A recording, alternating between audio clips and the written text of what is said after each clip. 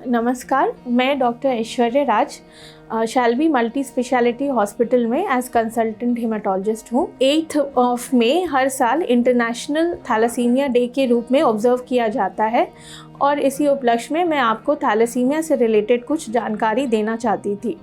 Thalassaemia एक hereditary या वांशिक डिसऑर्डर है जो बच्चों में उनके माता पिता से आता है और यूजुअली इसमें फैमिली हिस्ट्री रहती है। इसमें मेन डिफेक्ट ये है कि हीमोग्लोबिन जो रेड ब्लड सेल्स या फिर रक्त की लाल कोशिकाएं हैं उनके अंदर हीमोग्लोबिन का प्रॉब्लम रहता है, जिसकी वजह से ये लाल कोशिकाएं टूटते रहती हैं और बच्चा जब यूजुअली 6 महीने का होता है उसके बाद से उसके ग्रोथ में फ़र्क आता है और उसे बार बार खून चढ़ाने की ज़रूरत पड़ती है।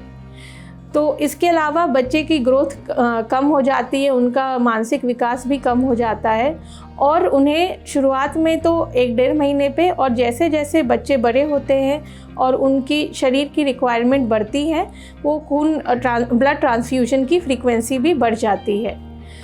तो अभी थैलेसीमिया से कैसे बचा जा सकता है? जहाँ हमें फैमिली हिस्ट्री पता है उन केसेस में हमें सतर्क रहना है कि जब फीमेल प्रेग्नेंट होती हैं तो उस समय उनको एंटीनेटल चेकअप करवाना ज़रूरी है ताकि हमें पता चल जाए कि बच्चे में थैलेसीमिया माइनर या ट्रेट है या थैलेसीमिया मेजर है।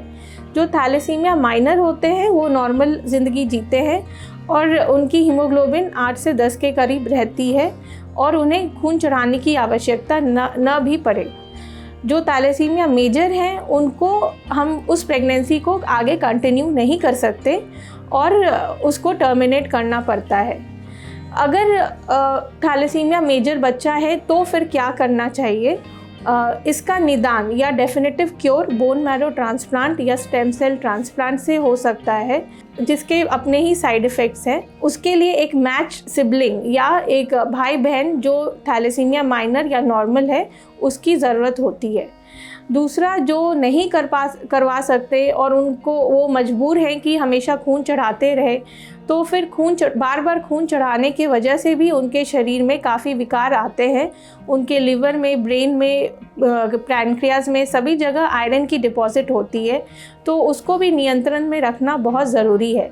इन सब चीज़ों के लिए आपको एक खून रोग विशेषज्ञ से हमेशा कांटेक्ट में बने रहना ज़रूरी है। इस साल का थीम है be aware, share and care.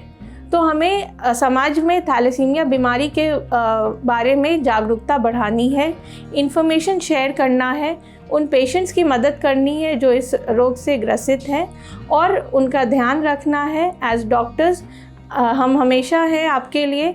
आप आइए और जो भी थैलेसीमिया से रिलेटेड आपको डाउट है, थैलेसीमिया माइनर के पेशेंट्स, उनकी जब शादी की बात आती है उस समय बहुत प्रॉब्लम्स, बहुत कन्फ्यूजन्स रहते हैं, तो वैसी काउंसलिंग के लिए आप आइए और हमसे मिलिए। Thank you.